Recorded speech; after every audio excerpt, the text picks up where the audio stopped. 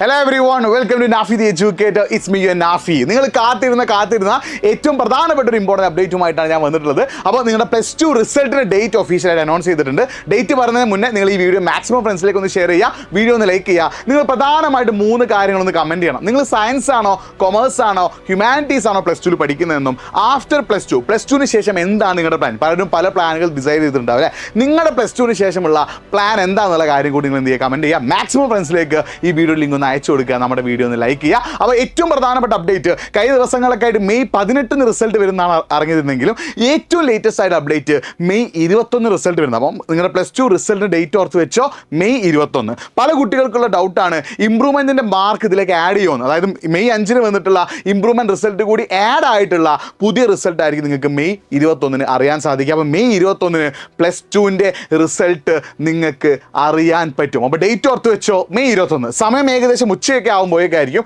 ഈ +2 റിസൾട്ട് നമുക്ക് അറിയാൻ പറ്റും. രാവിലെ വിദ്യാഭ്യാസ മന്ത്രി എന്ത് ചെയ്യും, ഒഫീഷ്യലായിട്ട് ഇത്ര % ആളുകൾ എക്സാം പാസ്സായിട്ടുണ്ട്, ഈ ഹ്യൂമാനിറ്റീസ് ഇത്ര, കൊമേഴ്സ് ഇത്ര, സയൻസ് ഇത്ര എന്നൊരു അനൗൺസ്മെൻറ്റ് തരികയും ഒരു ഉച്ചയ്ക്ക് ശേഷം നിങ്ങൾക്ക് നിങ്ങളുടെ രജിസ്റ്റർ നമ്പർ സെർച്ച് ചെയ്തിട്ട് എന്ത് ചെയ്യാൻ പറ്റും, നിങ്ങളുടെ റിസൾട്ട് അറിയാൻ പറ്റും. അപ്പോൾ നിങ്ങൾക്ക് ഒരുപാട് ആളുകൾ ഇപ്പം കമൻറ്റ് ബോക്സിൽ വരും, നാളെ വിടാൻ സമയമായി, കയറെടുക്കാൻ സമയം എന്നുള്ള കമൻറ്റുകളൊക്കെ ഒരുപാട് വരും. അതൊന്നും നിങ്ങൾ നോക്കേണ്ട ആവശ്യമില്ല. +2 എന്ന് പറഞ്ഞാൽ ലൈഫ് ഡിസൈഡ് ചെയ്യുന്നൊരു സാധനമല്ല. +2 എന്ന് പറഞ്ഞാൽ നിങ്ങളുടെ ലൈഫിലെ ചെറിയൊരു ചേഞ്ച് മാത്രം ഉണ്ടാക്കുന്ന ഒരു കാര്യമാണ്. +2 മാർക്ക് കുറഞ്ഞതുകൊണ്ട് നിങ്ങളുടെ ലൈഫിൽ ഒരിക്കലും ഫെയിലിയറായി മാറാൻ പോകുന്നില്ല. +2 മാർക്ക് കുറഞ്ഞതുകൊണ്ട് നിങ്ങൾ ലൈഫിൽ ഒരിക്കലും തോൽക്കാൻ പോകുന്നില്ല. +2 മാർക്ക് കുറഞ്ഞതിൻ്റെ കാരണം മനസ്സിലാക്കി നിങ്ങൾ അടിപൊളിയായിട്ട് മുന്നോട്ടേക്ക് പോകാൻ തയ്യാറാണെങ്കിൽ, ഈ തെറ്റിൽ നിന്ന് പാഠം ഉൾക്കൊണ്ടുകൊണ്ട് മുന്നോട്ടേക്ക് പോകാൻ തയ്യാറാണെങ്കിൽ ആഫ്റ്റർ +2 നിങ്ങൾക്ക് അടിപൊളിയാക്കി മാറ്റാൻ പറ്റും. എന്തായാലും നിങ്ങൾക്ക് ഏറ്റവും ബെസ്റ്റ് റിസൾട്ട് തന്നെ കിട്ടട്ടെ, ഏറ്റവും മികച്ച മാർക്ക് തന്നെ കിട്ടട്ടെ. അപ്പോൾ +2 റിസൾട്ടിൻ്റെ ഡേറ്റ് ഓർത്ത് വെച്ചോ, മെയ് 21. അപ്പോൾ അറിയാത്ത ഫ്രണ്ട്സിനൊക്കെ മാക്സിമം എന്ത് ചെയ്യുക, ലിങ്ക് ഒന്ന് ഷെയർ ചെയ്യുക. മറ്റൊരു വീഡിയോയുമായിട്ട് വീണ്ടും കാണാം. കമൻറ്റ് ചെയ്യാൻ പറഞ്ഞ കാര്യങ്ങൾ കറക്റ്റായി കമൻറ്റ് ചെയ്തോ.